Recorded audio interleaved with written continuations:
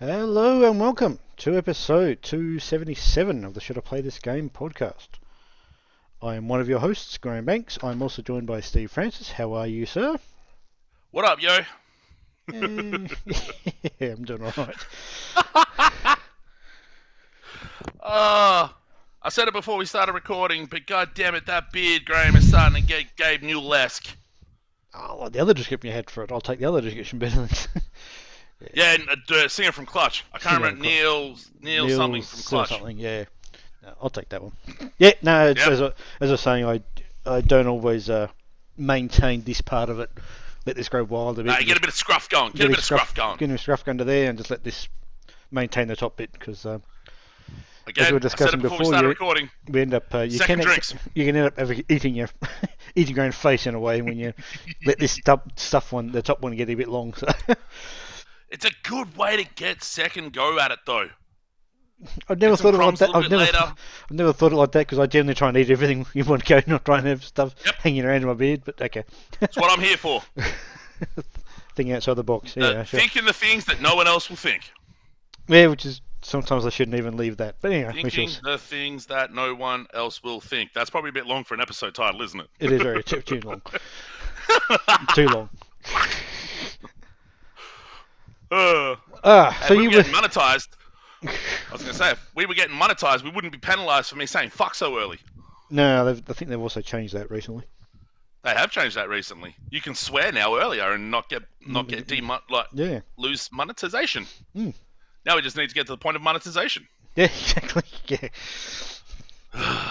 Anyway, you were not well the last time we spoke, I believe, or sort of, or was that the week before? Now I've lost track of everything. Were you sick? I had a couple weeks. I had a couple days off work before our last podcast, which is where I did some dabbling. Yes. In trying to find something to play, and that dabbling has continued for me trying to find something to play. Because I'm trying to like. I said it before. I'm going to say it again. The Dead Space remake. I'm making a holiday game, as will Resident Evil 4, because that'll be out by the time I'm on holidays again. Chia comes out before holidays, so I don't know. I've got that on pre-order on Epic, so I don't know if I'll play that before the holidays. Yeah, I don't know. I don't know. I don't fucking know. Alright, so... There's your episode title. Yes, I don't fucking know. I don't fucking know. Alright, so, let's get to that dabbling list. Let's get to the dabbling list. There's a lot there. I'm shocked that there's a game missing from your list that you haven't gone back to Age of Empires 2. I may have actually gone back to before the last podcast I did mention it. I'm not too sure. Anyway, I have gone back to it at least once between now and we did the video, but yeah, I haven't gone back to it as much as I kind of thought I would. But that's probably because the first game on my list, which is the Settlers, has taken up most of my time since last time we spoke. So all right, cool. I'll be interested to see how your extended feelings on that since we did the checkout. But yeah, so I have finished Hi-Fi Rush. Oh, okay, cool. The second two bosses, real fuckers, particularly when you're playing that game on hard. That's partly on me. I probably could have changed the difficulty level, but like I wasn't struggling too much. Like the second last boss, I died more on that than every other level combined. And then the last phase of the last boss, I died on that more than everything else combined. So I opened up the post game stuff where it's like, oh, we're getting more. What was the sector? Not sector. Whatever the viral sort of AI thing that you're trying to shut down.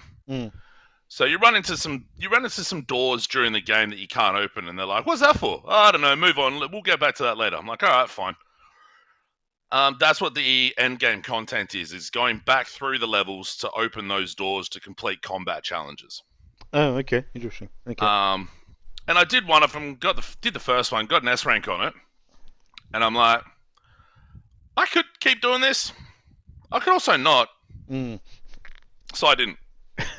I ended up basically because once I finish a game, I'll uninstall it for the most part, unless I know DLC is coming or something like that. It's got nothing to do with my continued feelings on it, because if I finished it, why am I keeping it on the SSD? Oh yeah, you don't need to keep it there. 2 terabytes only goes so far on Steam. Yes. It looked fucking amazing the whole way through, and I'm still gonna maintain I cannot see a game artistically, possibly even technically, looking as good as that this year. No, I agree 100%. Yep. There's nothing we've necessarily seen in preview stuff so far. No. Compares to that from just from what they've created. So I agree. So like Wo Long just came out, and that has some mad stuttering issues and performance issues on PC. That's becoming a real recent trend, which is starting to be really kind of annoying. Yeah. Hi-Fi Rush, none of that. No, smooth as silk. So, turns out when you don't announce a game and you just shadow drop it, you can basically tidy it up as much as humanly possible. Yeah. So, yeah. But yeah, I probably might have enjoyed that last section of the game had I not been so stubborn and left it on hard. But it turns out I'm a fucking idiot, and I left it on hard, and I got the achievement for finishing all the levels on hard. So yay me! Only less than 10% of people have done that. So go me. Elden Ring. This is going to be the last time I mention Elden Ring till the DLC comes out, because I've finished it. Yay! After 120, 130 hours, in doing so, I ran into Malenia, who's recognized as the most fucked boss in the game. And she really does live up to the fuckedness hype, because, man, she ruined me the first time I walked in. But I went to the Steam boards and looked up what people thought as far as a good way to beat her, and it turned out the blood damage katana I already had, and what was called a Mimic Ash. So I went and got that Mimic Ash, and all that does is you summon it, and it turns into you. Oh, okay. So when you've got this katana that deals massive blood damage, I ruined her in 5 attempts on that run. I just absolutely destroyed her.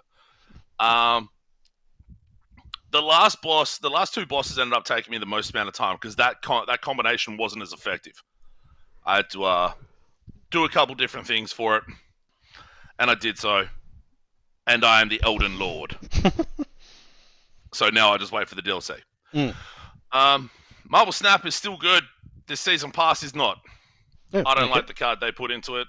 So, man, whether or not I buy the season pass later, I've been buying it later and later just to go, oh, look at all the goodies I unlocked. Yay, me. But I don't know if I'll do that this time around. So that's the stuff, the quote-unquote still playing stuff. Did you want to touch on Satisfactory, or want to wait till your turn? I'll wait till my turn. It's all right. Okay.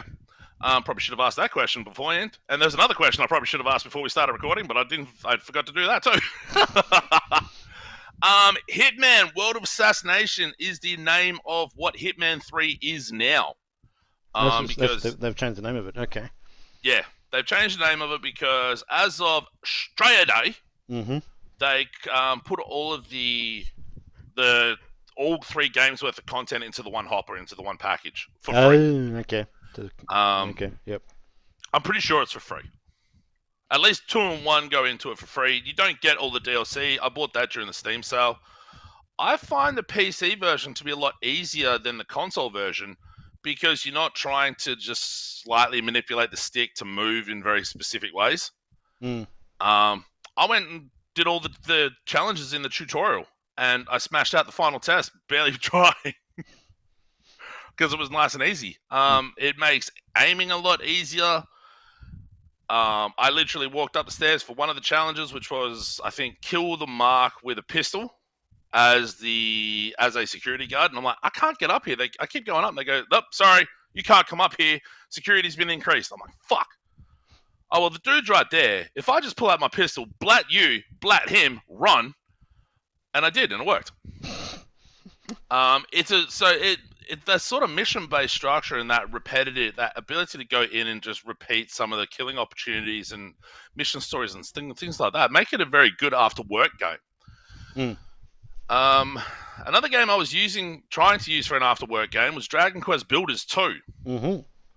But I ended up bailing on that because the inelegance of the combat and the lack of a proper dodge got in the way for the combat for me a bit.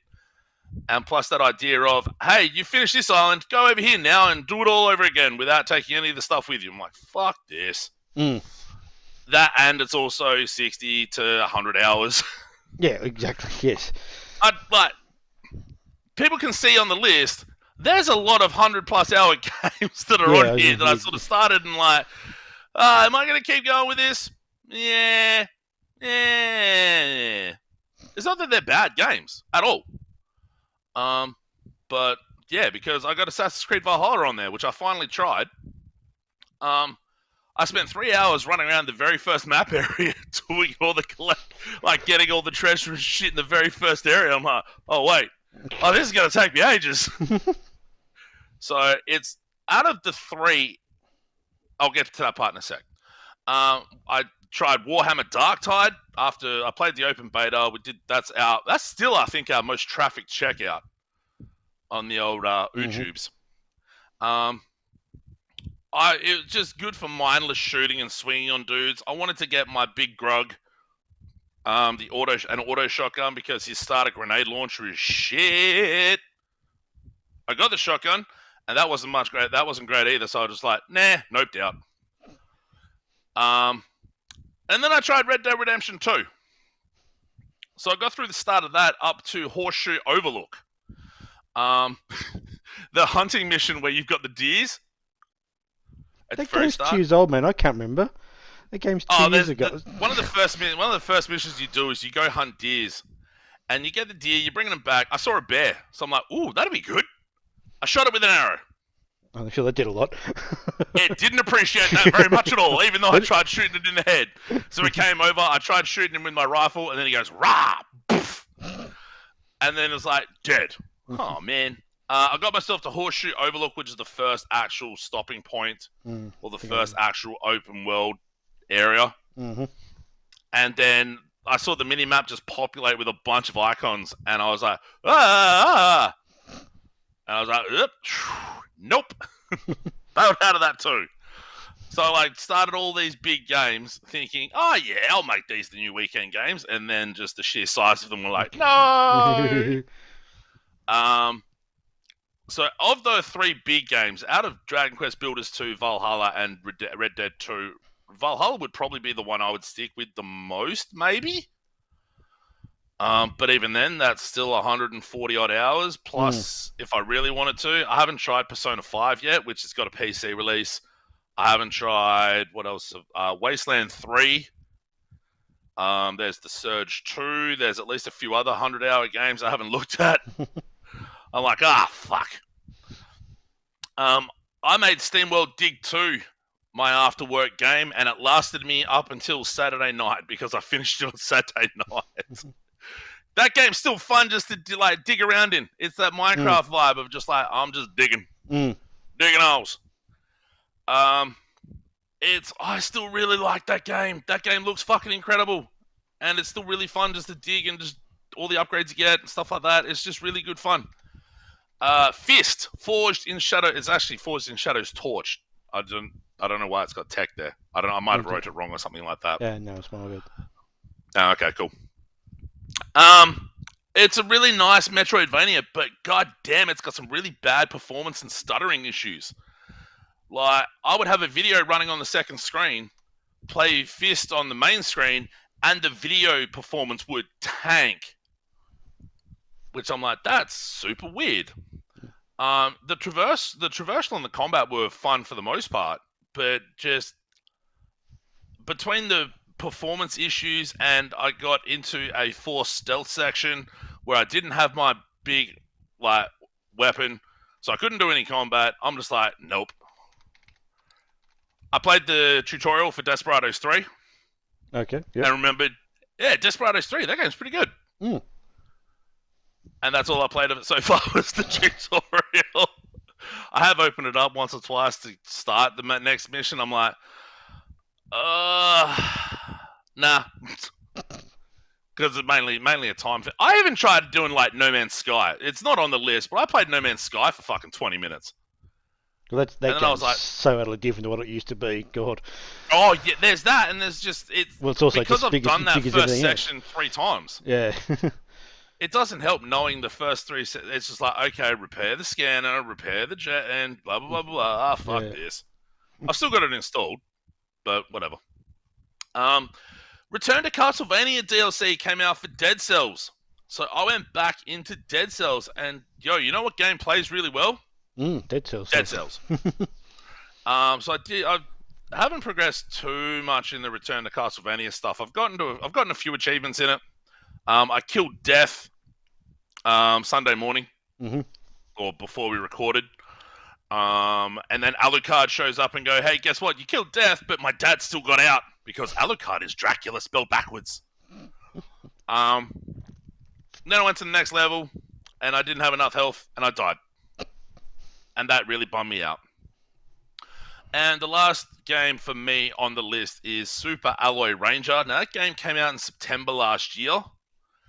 But it got a patch in January that added like 50 achievements. So I was like, that's weird. It's pretty solid Mega Man-like. And then I thought, I'm going to stream this and do a checkout for it. I forgot to connect the microphone. Okay. So I was like, I made really, really sure to make sure that the audio source was right. Oh, yep, awesome. Audio's coming through, perfect. Let's go. And for some reason, I didn't think to check if the microphone was connected to my headset. You need to have a checklist of things to look at and go, right. I do need to have a checklist. Right, microphone working, tested it, yes. Audio's working. It's not even microphone working, just microphone connected. Well, either way, you'd know it wasn't working if it didn't make any noise. That's a good point. I got to a stage in that as well where there was a bunch of like fake wind, and it blew me into spikes and killed me. And I was like, fuck that, and bailed out of that too. I uninstalled that. So I'm stuck at this midpoint between now and the holidays for when I'm gonna play Dead Space. And I don't know what I'm doing.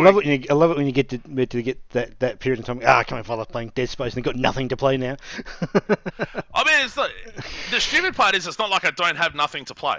Yeah, of course I've got plenty to play. You've got plenty to play. You just can't find something specifically that you're after. Yeah, no, exactly. And it's like I'm playing. I'm up to probably the last stream for Plague Tale Innocence. By the time this goes live, I'll maybe done that because I'm up to chapter 13. I think there's 15 chapters. I think there's 17, including the epilogue. Okay, cool. So I just picked up Roderick, went through, burned the museum, burned the university down. Picked up Roderick, who's great because you just go, hey Roderick, go hit him, and he just runs up and snaps dude's necks. I've continued my going through Jedi Fallen Order. I'm going to go back to Dathomir now. And I'm going back to Street Fighter 5 on Friday nights. And, yeah. I don't know. It's just this midpoint of like, what the fuck am I going to play? And it's like, I want to get, there's a part of me, not a part of me, I'm going to get a new monitor at some point. Not because I need one, because I'm an idiot. And I want to get one with HDMI 2.1 so I can move the PlayStation in here. So I can because I'm comfortable sitting in my desk playing games and all that sort of deal. I don't know why I'm not that comfortable playing games on TVs anymore. It's weird. I can't explain it. But yeah, it's just this really weird, annoying thing where it's like, I've got all these games. I don't really want to play any of them. So I'm like, oh man, what am I going to do? Let's dabble. And then I dabble, and then it ends up with a list like this. Because I'm a fucking idiot. Anyway. Settlers, eh? Has it held up? I'm still enjoying it a lot. Okay, that's a good thing. So, in the checkout that we did, we were playing, I think, the fourth mission. I think the fourth mission. Yep. I I'm think pretty it's sure the it was the fourth. fourth I'm mission. pretty sure it was the fourth mission. you And we accidentally fucked yourself over. got myself into a bad corner with that one. I had to sort of basically we bailed on it. So the very first time I played that back after that, right, I'm going to build a lumber mark right there, so we don't run out of wood and planks like we did in that. And that was like once I got that done, it was basically sorted from that. Yep. Yeah, so I'm still enjoying that a lot. It's the last couple of missions have been really not difficult, but they've been different in terms of the strategy you need to employ in order to. Is it much more a military strategy? Not really. So the last one that I had, like the one I'm just currently on, I'll get to. But the one before that was,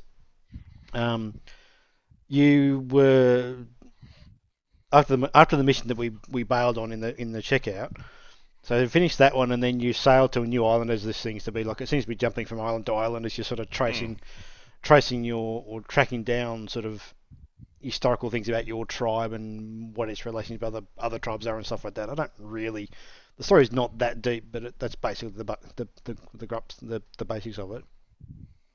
We get to an island that's just basically got the Maru on it, which is Maru is their sort of their tribe name, and you're basically tasked with defending them. Okay, that's fine. We're allies. That makes sense. Hence the term. That's cool. So the very first time you get into the mission, Oh yeah. you're immediately attacked. They're attacked, not you. They are. So you go, oh shit, I've got to defend these people. That's what this game's all about. I then get my half dozen troops I've got with me already, moved up this massively long bloody map to find where they're getting attacked, and then I'm just get steamrolled. So I take down the 3 or 4 that start there, then a bunch of 30 just come out of freaking somewhere, and just that okay. I've now lost all of my. That's nice of them. I've now lost all of my units. This ain't gonna work. Okay, so obviously that's not a tactic. Restart. All right. So what I'll do this time is I'll send a few units up there just to get rid of that initial batch. Hopefully that's enough to defend what's there, and then I'll have enough with mine. Then I'll have enough where my main base is to main my main base, and then everything's good. So I thought, okay, that's what I'll do this time. So this time I just did that, and they took down my guys relatively. I took down their guys, and had 1 or 2 spare. I thought, okay, that's worked. I'll just drag my units, bring them back now that I've done that initial bit. Then they started attacking again. Okay, then they attacked with the 30 group again, like several minutes later. Oh, okay, that's not going to work.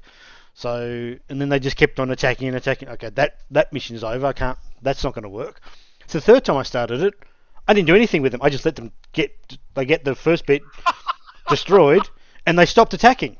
Okay, odd. Yep, that'll do it. So then I said, okay. Hey, if there's no one left to kill, they can't kill anyone. Yeah, so I think the way that they'd structured the Maru's sort of village layout was that each one was sort of slightly separated from the next one.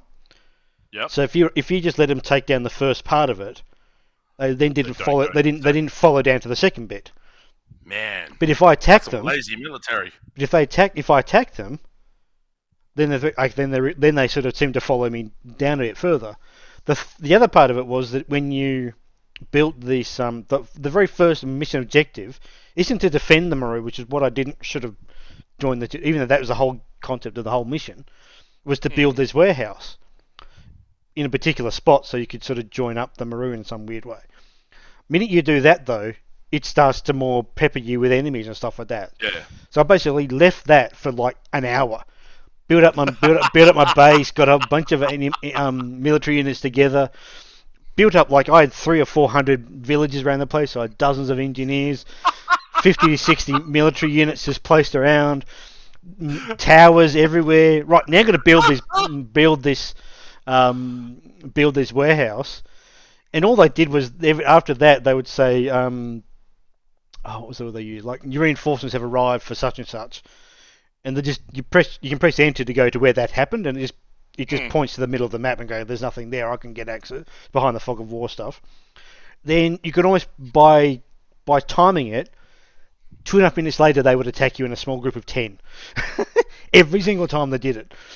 So it's safe to say that you played strategy games in a very macro form, not very much. I just said, right, macro yeah, I just said, right, I'm going to put 2 towers here, 20 units in the middle. They're not going to go anywhere near. They're just going to go in there, get slaughtered. Ultimate turtle. But exactly. And then I said, right, okay. So I basically built up the army, massive build up the army, and then just basically steamroll them from then on, which I get a lot of enjoyment out of doing that. It's the bit I find enjoy about that game is building up the base. Yep. Getting that built, getting all the production lines in place, so that you actually are producing it. And you can then start making things like the tools required to do the bows and to actually build your units and stuff like that. Because after a certain point, if you can build up an army of 100 units, which is what I got close to a couple of times, nothing's going to... They're still going to steamroll. And there's also what I got into late when I replayed the mission that we bailed on, there's a research academy you can build. And that's basically just upgrades, buffs and stuff you can do. Like you make your enemies, your military units have more health, see further, that sort of stuff. You can have your towers see further, that kind of stuff. I upgraded all those things. I was basically seeing like half the map from where I was sitting, sort of thing. Yeah. And then there's another one you can do where you can upgrade. So when your units start attacking buildings, they throw essentially Molotov cocktails at the building to make it, basically slowly get burned up into nothing. You can upgrade their effectiveness to the point where they will, I think it's like 2 or 3 levels of upgrade on that. So basically, I walked up to these towers that have got this auto. I think we did it in the crit chat. I think they have this sort of auto fire mechanics where they'll just, you get within a certain range, they'll start firing at you. Yeah. And then they'll start firing in a circle, sort of thing. So what I did was I would get one guy to walk in, trigger it off, and walk back out. Because that basically, once it starts its firing range, it stops for about 2 seconds, about a minute. I think it plays for about a minute of shooting that thing. Then it'll stop, and it has to go on a cooldown. So you get one guy in to trigger it, and then walk out. He takes maybe one hit of damage, then he walks out. Then the whole thing stops. Then you put in like 50 units, all with their cinder blocks. The building just goes down. It just basically falls down in like literally 5 seconds. The bar just goes, it just drops. And we go, okay. I can imagine that being incredibly satisfying. It's incredibly satisfying. It's completely bullshit way of playing it. It's not particularly deep. It's not particularly deep. It's fucking hell. It's fun to do. You just go, right, I'm gonna exactly, and then when you've destroyed all of the enemies' warehouses, that's it, they're gone basically. So you just walk up. You've got like this big warehouses. They've got the 6 entrances, the same warehouses that you're each I've got as well. You basically get 56 units of this throw that it just just collapses. So yeah, basically did that, and then. So did that, and then the thing that's interesting about it is each story mission has defeat the enemy aspects of it, but also has exploration bits. Find this thing, defend it, which is basically walk into its sort of aura thing, and if anybody attacks you, defend it for 20 seconds or whatever it is, and then it becomes a sort of a cutscene that sort of animates the Rena is the character's name, but she's got a particular title. What is she? Like cartographer, kind of like cryptology kind of person, like she's a researcher, essentially. She'll do a little cutscene about blah blah blah. I found manuscripts and scrolls and blah blah blah stuff, and it points to this thing we got to do next, and you go do the next thing, and sort of that's essentially what the game is. Once you get into the story part of it, it's just those sort of mini cutscenes, and then you go to an overall cutscene that finishes the mission, then you're on to the next one, and then rinse and repeat it. But is essentially what it's doing. So the current mission I'm now on, it's got me. They've sort of added as I've gone along. They've added, which just makes sense in a way. They've added more, not mechanics, but they've added more building types into the mix that you can actually start to make. So this one's now the very first thing was designed to build a harbour because we're going to use it to start trading. So and then because of that, they say you must use gold coins to buy to trade. Therefore, you need a gold mine, which you go and find a gold deposit, turn into a mint, and then make gold coins out of it, and you can use that to buy stuff. Because this island where I'm on has got fuck all stone and fuck all woods and stuff. So it's got resource scarcity as well. So you got to use that to buy in those materials because there just isn't anything on the island to do it yourself, sort of thing. So it's interesting that they've the last couple of missions have tweaked. Like, yes, I'm still doing the same thing. I'm still going to build up a massive army. That doesn't change. But the way you've got to start off is just a bit different from next mission. And that's where it's been just a little bit. It's been fun and interesting that they've managed to tweak it just enough on the mission format and the scenarios they've set out for you that you just can't start, right, I'm going to be safe for the next 25 minutes while they don't attack me. But no, these guys do start attacking and sort of, poking holes in defences sort of thing. I'm not really sure that I'm enjoying the gameplay a lot. There's no doubt about that. I'm thinking the story's not particularly deep, which I didn't really expect it was going to be, but it's still enjoyable. And you saw some of the cutscenes in the checkout that we did. They're pretty well animated. They're pretty good. They're fairly well animated. Have you gone to read any of the reviews for it yet? Not yet. I'm going to wait till I finish it. Yeah, I'd be very curious to see because the reviews have been so relatively middling that you're not obviously your experience doesn't always have to reflect that of the reviews. The reviews don't have to reflect your experience. We've already had this discussion last week and all that sort of stuff. I'm just curious because so many of the reviews have it as being somewhat middle of the road, very middling, sort of 50s, 60s. Where, what is it that you're seeing that they're not, or that they're not seeing about the game, or that they're the sort of the relative depth that's not there, or whatever? Well, I'd have to read the reviews to find out why they're giving that story, but that's those sorts of scores. But I mean, as you said, reviews are completely subjective. They're always subjective. I don't care what anyone says. You can't do, the only objectivity in a review is to try and present the full picture. Yeah. I mean, the objective is this is what's good. This is what's not. The only thing you can be objective about a game is does the game start and run properly? Yes or no. Yeah. Like if you've mentioned before, you've got we mentioned a couple of seconds ago. We've got plenty of games now that have come on PC. They've got performance issues of various types. That's an objective part of a review. You can say the game crashed when I started up. That's objective. Yeah. It's nothing subjective. That might have happened to everybody. Animation stutter. Yeah, that sort of stuff. And if they're widespread, then that becomes objective. That is everybody experiencing the same thing.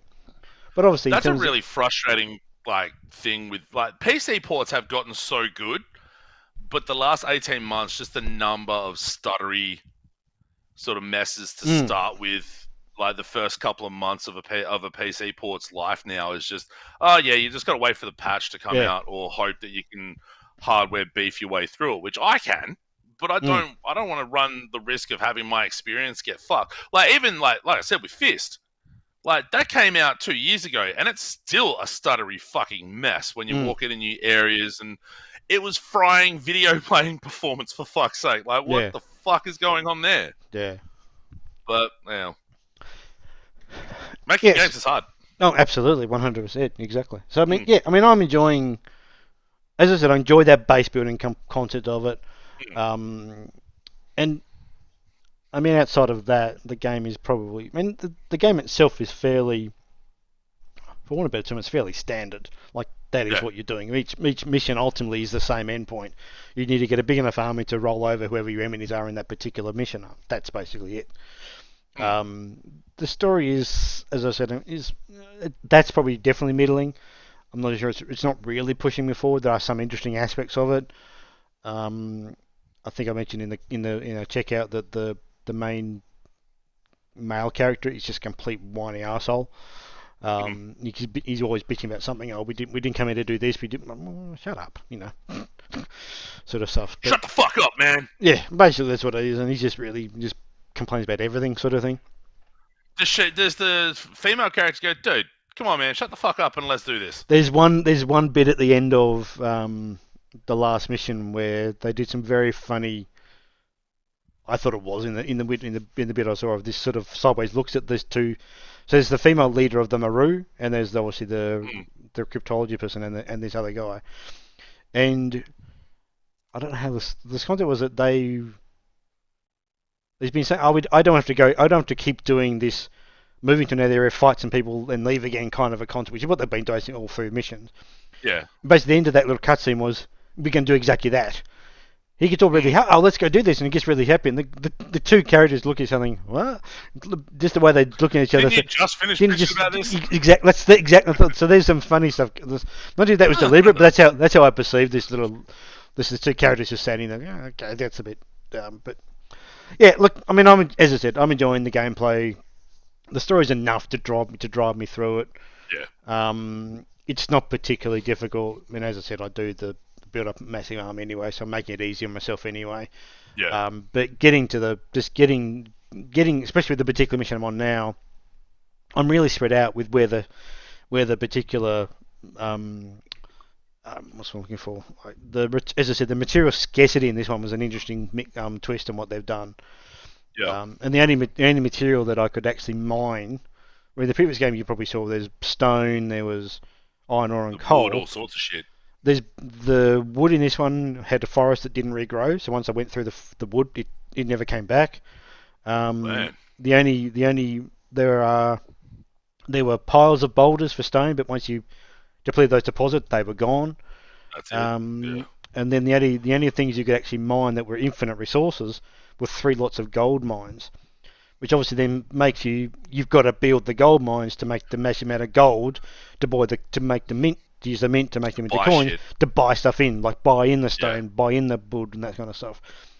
There were, like, you can build, you can make wheat and all that sort of stuff to make bread and stuff. So you've got some things to make the food with. The interesting about the game is, in terms of food, is you're not making food to feed your peasants and your people. You're using the food to do the boosting if you want to. Yeah. There's no requirement to have a bunch of food in place to feed your army, your engineers, or your settlers. You've got to have food if you want to boost production of stuff. So if you want to boost the stone production, you've got to give them, I think it's meat. You've got to give them meat so they work faster and they produce more. If you want to boost the gold mining, I think it was not fish, it was berries or something. If you want to boost this, you've got to have bread. If you want to boost this, you've got to have whatever. And that's the only thing you need the food for. You don't need the food to feed your army. So as long as you've got a decent enough production line to feed or keep up the number of, the volume of meat or whatever you need to keep the things boosted and constantly boosted and running at like almost double output, then you can quite easily just get things going, get a pretty production line going on. So that's what I've basically got. I've got a gold mine that's boosted to about 100 and I think 65% of what it tops out as, and I've got the mint doing as well. So within, like, just if I don't spend any of the gold, we don't look at, oh shit, I've got 5,000 gold on me. I just out of sort of just by doing it. So that's why I like the setup of it. It's not, you don't need to have the food to keep your army, your people alive, which I know sounds a bit weird, but that's not what they're using it for. You just basically build residents and they move in, and that's basically it. If SteamWorld Build came out tomorrow, would you stick with the settlers? It'd be bloody hard not bail on it and go straight to SteamWorld. Yeah, because that's kind of what I was thinking. Like, I mean, because it's really that and Terra Nil that are your two big ones right now, aren't they? Well, Terra Nil's out in a week or so. Basically 2 weeks. Yeah, I think it's out. It's already on pre. I've already pre-ordered that one. Yeah. Because that's is it out? Is it early access release or is it? I think it's out. I think it's out. I believe. Yeah, I can't remember if they're releasing into early access or not. And I don't think the Steam page actually says. Yeah, I don't know if it does either. It'd be weird if there was a pre-order for a early access. Devolver tend not to do early access that much. No, based on the fact that the demo's been out for a while, I would have to think that game will be. Hey, you automatically got the free upgrade to the deluxe edition. Did? No, fair enough. Pre-order Terra Nil now to get a free upgrade to the deluxe edition, including the soothing original soundtrack by Me Dan and a beautifully illustrated digital art book. Okay. Yeah, there's no indication. I'll be lying if I didn't say this was interesting. The thing that's about Terra Nil it's different. It's a reverse one of these games. Yeah, it's basically the entire sort of environment you start with is this complete barren wasteland, and you've got to bring it back to life. De-industrialize it. it's just an interesting concept, and the visual looks, I reckon, looks really nice. So, yeah, that's 29th of March. That's a couple of weeks away. Yeah, no indication that it's going to be on early access at all. So I'm pretty sure if that was going to be early access, they'd be saying it's early access on the front page of it. So, yeah, so I'm looking forward to that. Looking forward to SteamWorld, but we don't have a date for SteamWorld Dig, SteamWorld Build. Sorry. So yeah, it's really just me playing New Settlers or Settlers.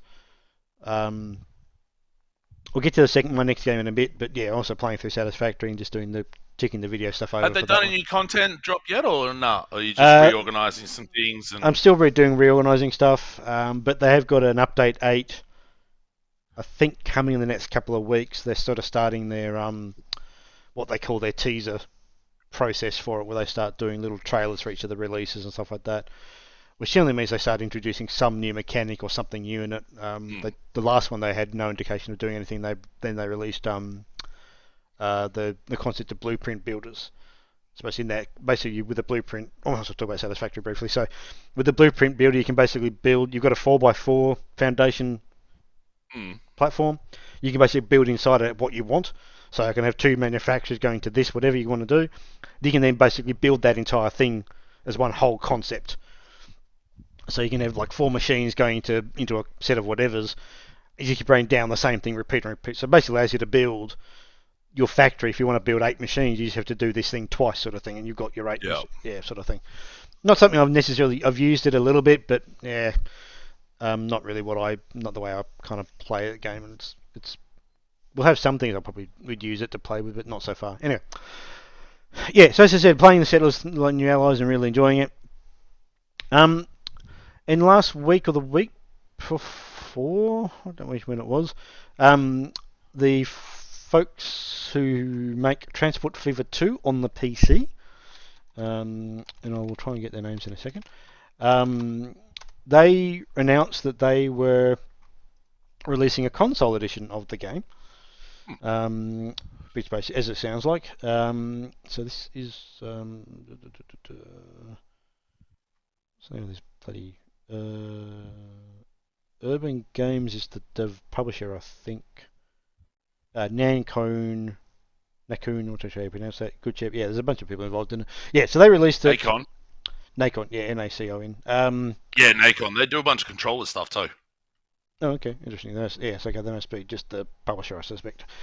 Yeah, so they released a console edition of the game for both on all the consoles. Don't quote me on Switch though. I don't think so.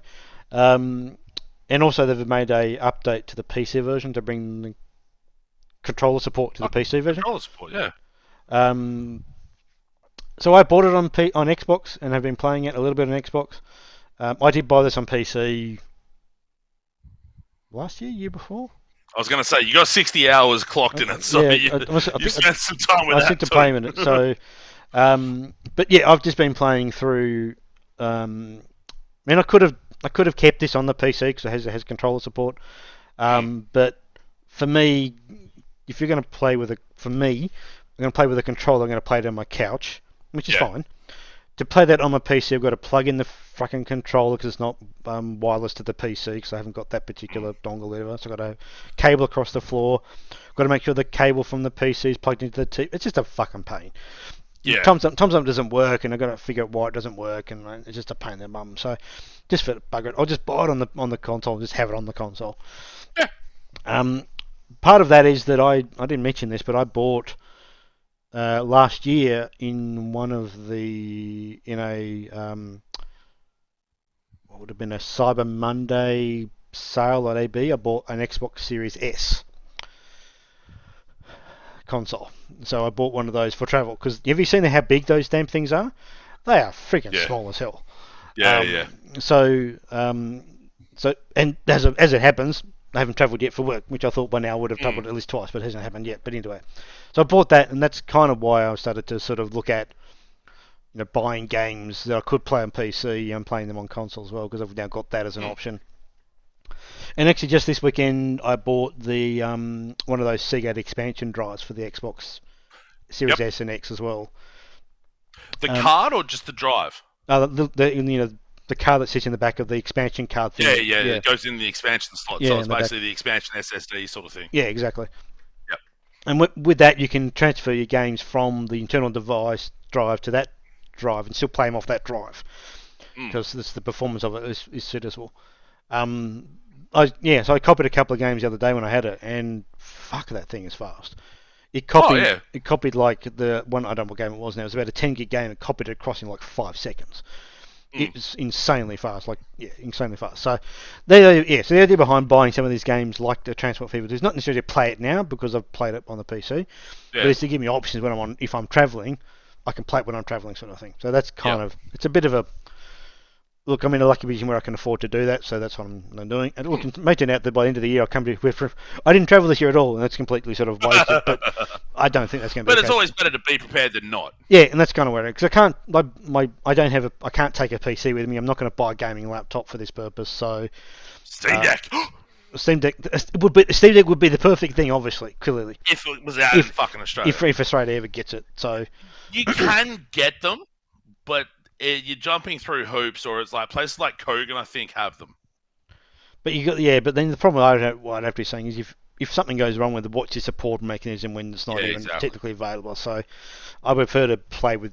I've got options at the moment to do that. So look, transfer. The only reason I wanted to play was how the hell do they transfer? As with all this sort of games, what's the control mechanism like?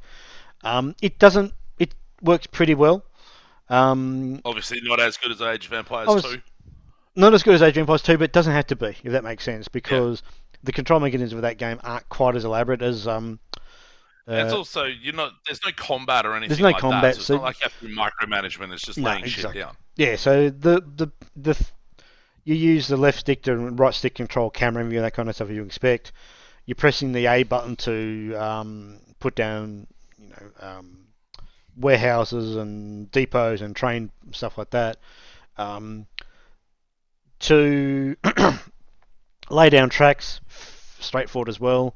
You basically put your reticle on the start of the track, press A, drag, mouse, drag across and say, okay, that's what I'm going to build. Press A, it builds it. It's fairly straightforward. Performance-wise, it's pretty good. It's not sort of hitching up too much. Is that Series S pretty good or Series X pretty good? I've not done it on the S yet, so I've only played it on the X, and the X is pretty solid. Not brilliant, but solid enough that I think it's playable. So it's just how does this really play kind of a thing. I don't plan to spend a lot of time playing it. I'll play through a couple of them. It's literally like you said. It's when you're away. It's something easy to take in luggage.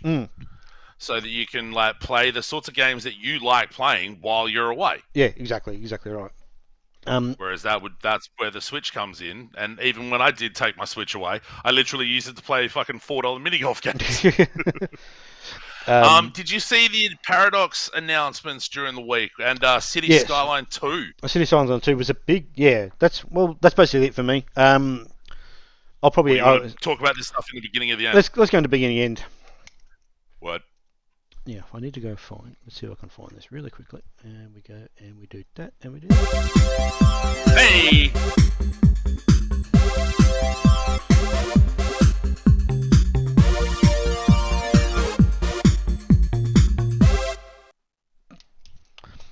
Yeah, so we've got a bit of news. So there's a couple of announcements that were a little bit I'm not necessarily out of left field, but not necessarily expecting. That was that Paradox did they just called it a showcase, I think, if I recall, and they announced City Skylines 2, a game that I played a lot of on PC and on Xbox because it had a console edition as well.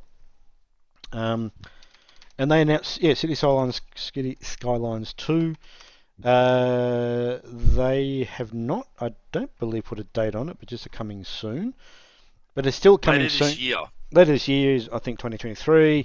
And it is coming to consoles at the same time, which is interesting. So all they did was to announce it was just a cinematic trailer, basically. Obviously, with those sort of trailers, people who like that game a lot, they pick it apart completely to see, what they can pick out of it to say what indicates anything. So there's not a real lot known about it. But it does look impressive. But I mean, most realistic city simulation ever created. Yeah, that's their claim. Considering they are like the only one around like that, it's probably not hard to make that claim. There's no SimCity anymore, so who else is out there? The 10-year anniversary of that SimCity game, that last SimCity's coming up. If it'll pass between the time of this and the next podcast. Yeah, and just how fucked everything was in that. Yeah, exactly. There was something else out of that I actually was interested in. The Lamplighters League. I was going to say that's the other one that I saw that looks really kind of it looks really cool. So it's like a Indiana Jones XCOM basically is what it had some really fun like animation to it, like a cutscene sort of stuff to it. Looks really cool. But then it just turns into XCOM, which does look kind of cool. That's out on PCs, Xbox, and it doesn't seem to be coming to PlayStation at the moment, which is intriguing. And also kind of shitty because it should be on all platforms, but obviously some business dealings going on there, one would assume. So sometime this year for PC and Xbox consoles. They also announced, or I don't know if that was already announced, but Europa Universalis getting some sort of expansion to it. And that was kind of all that really sort of, not that I'm into that game, but a lot of expansion stuff. Expansion stuff for a lot of stuff. But yes, City Skylines 2 was a sort of, it's not just necessarily a surprise per se, but because that game is 8 years old, the original one, the current one is 8 years old. So it's not a surprise per se, but I guess now they can really, I'm not sure what they can actually kind of do with it, but yeah, I'm looking forward to a new one of those. So. Make it look pretty and take advantage of CPUs to run mad simulations. That's all they can realistically do with it because there's not much more to be done with that genre, I would have thought. But not really. No, but I mean, yeah, looks like a pretty neat looking thing. The other one, I don't think not on that story, but something else that was announced a couple of weeks back was the next game from the people who make Desperados 3. They've announced their new game. Did we not talk about that on the actual podcast? I don't think we did. Don't recall it. Because I know we talked about it. So maybe we talked about it inherently, but not on a podcast. I don't know.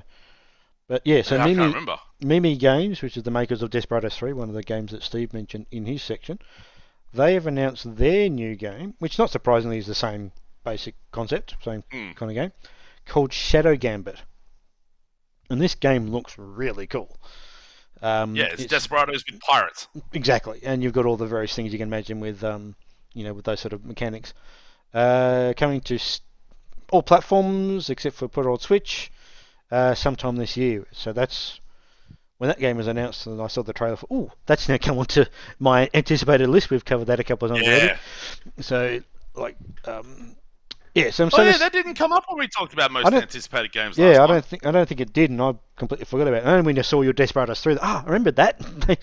They announced this new game, and I thought that looks really cool. So, it was like me with Signalis. I continually forgot to put that on the 2022 stuff when we did Game of the Year. Despite really liking that. Capcom did a thing during the week too. Yes, they did. Yep. Exoprimal's coming to Game Pass. Dinosaurs. That's the one with dinosaurs drop out the sky. Isn't that one that's with Vin Diesel? Is that one? There's another one. No, that's Ark. That's Ark 2. Has Vin Diesel in it. That's that one. Okay. Exoprimal is just the game where a bunch of dinosaur portals open up from the sky, drop a bunch of dinosaurs from the ground, and you just shoot. I remember that one. Yeah, good. Yep. Probably one of the most mindless things to come out this year, I'd wager. Yep. But there's and Ghost Trick. They're doing an updated version of Ghost Trick, which I never played, but it sounded really interesting. Where it's it's a sort of puzzly thing where you're a ghost and you inhabit certain objects. Oh, okay. Yep. To work puzzles out or scare the crap out of people. Which, yeah. Here's a question for you. Did you have any inclination to play Destiny's 2, like the most recent release? Lightfall? No? Nah. No. I'm so far behind on Destiny shit that, I played next to none of the Witch Queen, which was meant to be incredible. If we wanted to, we could. Well, we could really complicate things and try and get Mike on to try and talk. He's got his own Destiny podcast, which Error Code Blueberry is the name of that. It's a video podcast as well. So if people want to see what Mike's doing, he's hanging out over there doing his thing on a Destiny tip, because man, he's played a bunch of Destiny. Which, remember how much shit he used to talk about Destiny? And then we got him into Destiny 2, and now he plays it way more than we do. Yep. There's only... How much do you want to talk about this Sony shit with Activision? It's the dumbest shit ever. Yeah, there's some, like, I think with all of the... Yeah, when I saw that little... there's also something else, I'll in a second about that. It's hard to know where to even begin with that at the moment because of how much crap is being reported about it, and that's what it is at the moment. It's all just random shit that happens. Like even today, I was reading about this earlier. There was a tweet made by a Activision EVP who claims that Jim Ryan, PlayStation boss, said in some meeting in Brussels, I assume it's to do in front of the EU's competition people. I don't want a new Call of Duty deal. I just want to block your merger. Apparently, he made that statement. I could see it. So, but that's sort of what I'm getting at. You've got all these. Yeah. You've got all this stuff reporting. I just don't know what to sort of understand, believe. So I think at this point, it's hard to figure out what's real and what's not. Exactly. So, and to be honest, I think it's better if we just wait until the whole thing's over with, whatever that looks like. Whether that might be, FTC block it and Microsoft appeal, or it goes through, or whatever. There's only like 3 months till it can go through. Oh no, it doesn't matter. No, it can take as long as they need to go through. Really? I thought they had to get it done by end of June. That was what they wanted to get it done by. I don't think there's any legal requirement to get it done in that time frame. It was really dumb when I saw the newest little wrinkle where they're like, they're going to ship an intentionally buggier version of PlayStation. Like, that's the sort of... fuck off, man. What do they gain from doing that? That's the sort of bullshit that it's just not worth worrying about until we know it's going to happen or not going to happen, sort of thing. But the whole thing around that whole thing has just been so bizarre. So I think the current issue is that EU, I think, is okay with it. I think I read something earlier. They're okay with it. The UK one, I think they're on borderline. I think at the moment with it. Yep. I think they might be leaning towards okaying it. I think from what I read a little while ago, because I think they've seen the fact that Microsoft willing to do 10-year deals and that kind of stuff, that Nintendo ordered, that sort of stuff. I think that's leading them to be okay with it. I think, again, reporting is both directions. Sometimes you'll get one where it says one, but they want to get all against it. Then people say, they're okay with it, sort of thing. So it's hard to really know. The FTC have gone to court about it. August, I think, is when they meet for that. So, which basically means they've, and a part of that, there's a sort of a discovery process that's gone on, and Microsoft have asked and have been given access. Well, not going to give access. Sony have got to give them documentation and stuff about the various exclusive deals that they sign with people, which is exactly what they probably don't want to give up, because that's basically the exact same thing they're bitching about. So it's all just fucking BS. Basically, I just have to. I think we just sit back, wait for it to finish, and go, okay, that was weird, wasn't it? And just go through the entire thing in one big go. We'll get to the end of the year when the merger's gone through, when the whole thing's gone through, and it goes, man, what a fucking weird thing that was. Exactly, the whole thing was so bizarre. And just as I said, the stuff that you hear from one side and the other side, and I just don't know what to believe anymore. It's all so stupid, but yeah. Anything else news? Just curiosity. Are you watching Last of Us, the TV series? No, I don't have a means to watch it. You don't? Okay, cool. It's on Binge. I don't subscribe to Binge purely because Binge is the Foxtel offshoot, and I really don't want to give Rupert Murdoch any money. So I'm not watching that. Apparently, it skews really, really close to the game story. Yeah. So it's that thing where it's like, well, I've already played the game. I don't really need to experience it again. Yeah, I'm curious how they sort of translate it. I mean, it's also on fucking brain freeze. Foxtel. HBO Max? HBO something. Yeah, Foxtel's whatever they've got. I can't remember the Showtime, whatever it is. I can't remember. Anyway, so eventually, I'm waiting for it to do the first season of it, because I don't know what they'll Blu-ray it at some point. So I'll watch it when it's maybe all out. The other bit of news I just saw, as I'm just flicking through GameSpot here, is that this is not necessarily a big surprise per se. I just got to find the headline, and the headline is enough. Where's it gone?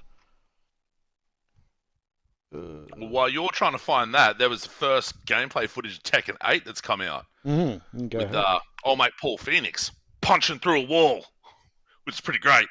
I didn't know that thing was running on Unreal Engine 5. Oh, really? Okay. Yeah, okay. But it looks really, really nice.